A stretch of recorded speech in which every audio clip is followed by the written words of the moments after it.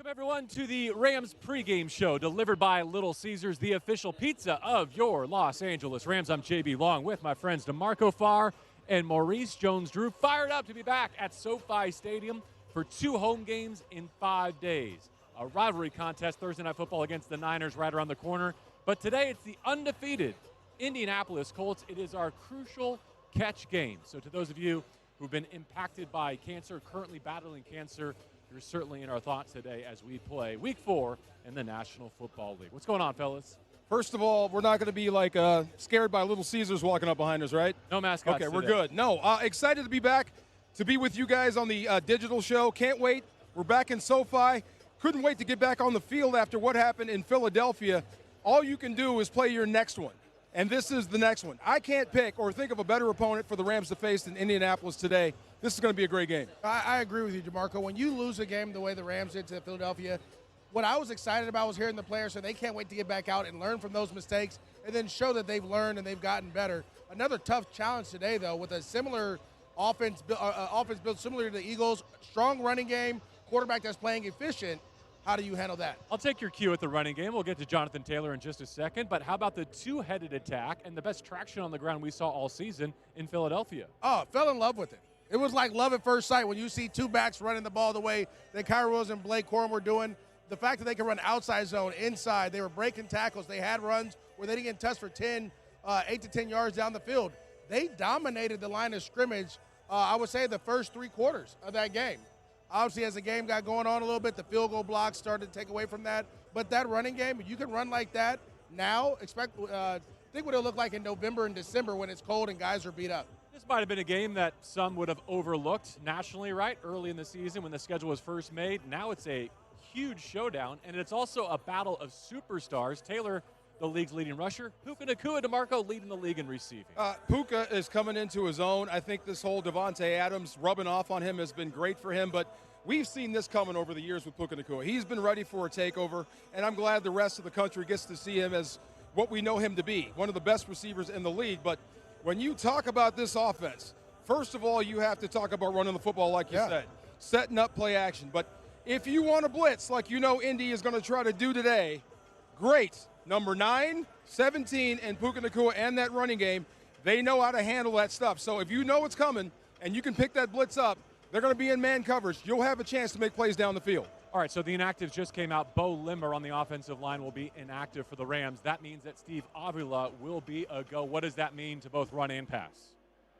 The big boy is back. I think that'll give you a little more oomph in the run game. It's not like you've lacked there, but when it comes down to 3rd and 1, 4th and 1, and you got to have it, this is a wide body. We love Steve Avila. It's good to have him back. So that'll give you some more oomph in the run game. Hopefully you can hold up in the pass game. Now, one thing about Indy, all 4 guys, usually it's 2 big guys and 2 small guys. All 4 guys across the board are big.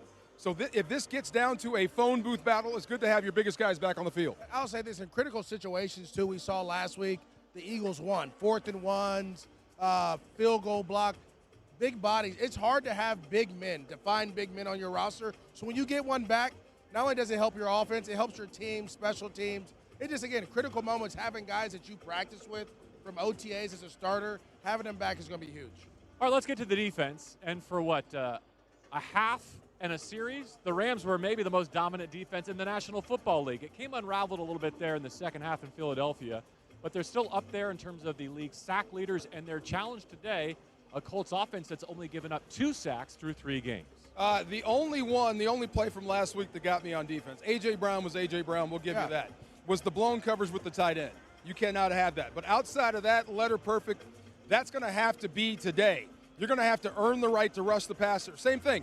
When you hear Shane Steichen talk about his quarterback, Daniel Jones, he says the best thing he does is throw off play action, which means he tucks in behind that run game. So treat Jonathan Taylor exactly like you treated Saquon Barkley. Get after Daniel Jones. I'll say this. This Colts team reminds me a lot of my team, my Jaguars team in 2007. Strong running game, receivers on the outside that can win, but a quarterback that takes care of the football and that's efficient. What do I mean by efficiency? On 3rd and 10, he knows to use his legs to run to get a first down. They go on 12, 13-play drives. They wear people down throughout the course of the game.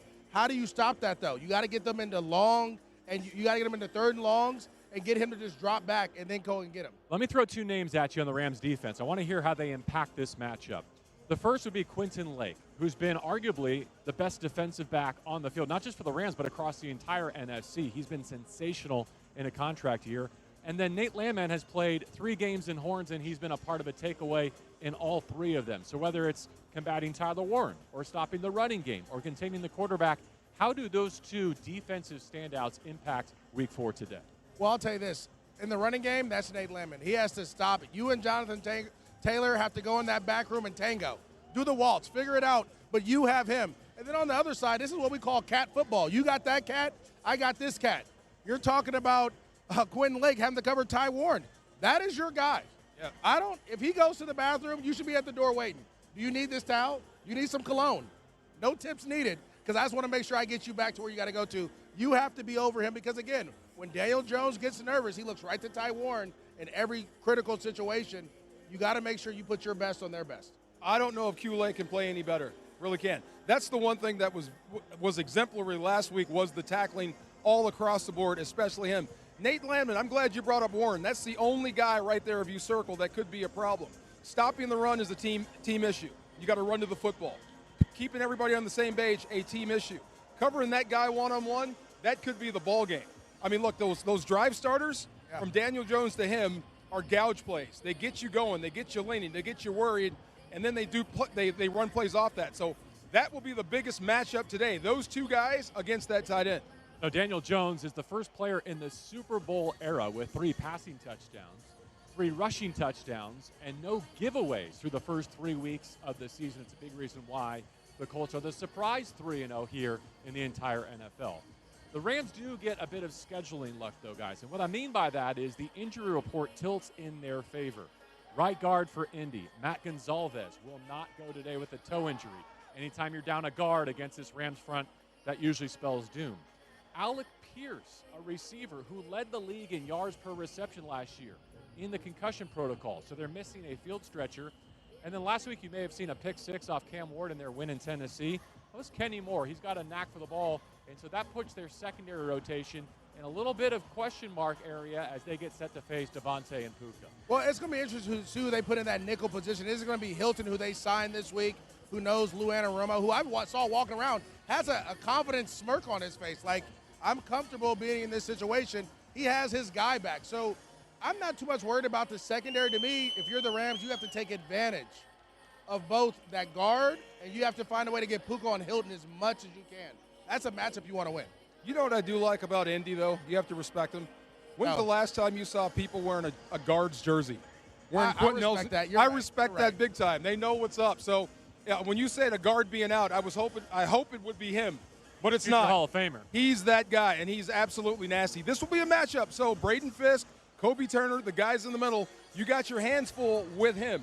Defensive end-wise or edge-wise, you must put pressure, you must play blocks properly, and you must sprint to the football, no doubt. All right, let's get to some raw nerves coming away from last week and how the Rams are going to fix those today.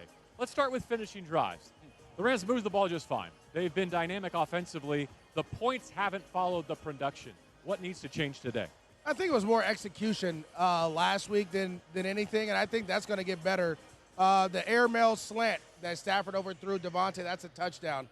Where we've seen Stafford do that, but I credit that not being there in training camp. You got to get that going. The speed out to Devontae, right, where he sails it out of bounds. To me, those are critical plays. And so if you can hit on those routine plays, if you can make those routine plays routinely, I think you'll be fine. The running game was there. You can't have the tackling of the linebacker by your center, right? You can't double take down someone. Clean up penalties, clean up penalties. Clean up penalties, but continue to work on what you do because your stuff is open. See, if your stuff isn't open, if it's covered, then I have concerns. Things are open, you just have to execute. DeMarco, will you help us watch who's on that field goal unit, who's playing that left side in particular, and what adjustments Chase Blackburn and the special teams group makes after having back-to-back fourth-quarter field goals? I think you'd have to strip it down and go back to basics and start over again and change your routine up. Like 3 blocked field goals in 2 weeks. You know they've got something on you. You've got to go find it. Hopefully that gets fixed there. Before we close it out, it is time for the real deal matchup of the game. It's delivered by Little Ceasars, the official pizza of the LA Rams. This is where we focus on the matchups that will be most intriguing and impactful. Who wants to lead off with their real deal matchup of the game? I'll go about their defense. Like I said, they're big across the board, big guys, big defensive ends. You kind of know when they're coming. They're going to tell you when they're coming. If that weak side safety is lined up on the line of scrimmage, he's not there for his health, he's coming. Right. So they're going to tell you what's happening. The other thing is, I give Zaire Franklin a lot of credit. That guy makes a lot of plays. You got to get a pad on him. He's one of those guys, like I say, if you don't put a pad on him, he'll make every single play. So I think that would be critical for this offense. I smile because he was on a podcast and he was talking about how he hits people and he hits hard. And I responded to that podcast saying, I wish I could have played against you because I believe that I was still the greatest. Neither here nor there. The two matchups that I'm looking for, Emmanuel Forbes on Michael Pittman Jr. I think in critical situations, they're going to go to him deep with Alec Pierce being out. And then whoever goes against Quentin Nelson. The reason I say that is the last time we played Indy, who was going against Quentin Nelson we were all excited about? Aaron Donald. Okay, well, you had to replace him. Let's see if you can have some type of success against him because that's their guy. Did I hear you properly that Lou Anarumo is walking around SoFi Stadium with a smirk on his face? Oh, my gosh, the smile. Okay, that's going to be my matchup of the game because he has had success limiting Matthew Stafford, stifling Sean McVay. So coming back from that disappointment in Philadelphia, I think Stafford's going to have a precise game. I can't wait to see what Sean McVay, as the architect, has in store as a play caller against this Indy defense, which has probably been overshadowed a little bit by the way the Colts have been scoring points offensively. All right, that'll do it for us. It's a wrap on the Rams pregame show, delivered by Little Ceasars. Rams House, don't forget to order Little Ceasars for the best deals on NFL game day.